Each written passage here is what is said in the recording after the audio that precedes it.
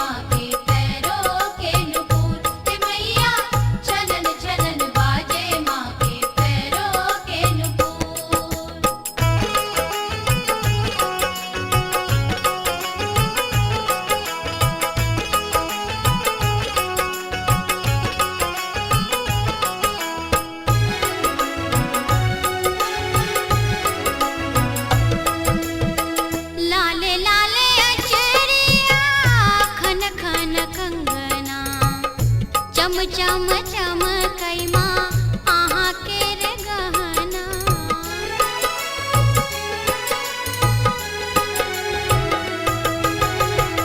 लाले लाले अचरिया खन खन कंगना चम चम चम कैमा आहा केर गहना घनन घनन बाजे मैया चुनरी के घुंघरू घनन घनन बाजे मैया चुनरी के घुंघरू छनन छनन बाजे माँ के पैरों के नुपुर हे मैया छनन छनन बाजे माँ के पैरों के नुपुर हे मैया छनन छनन बाजे माँ के पैरों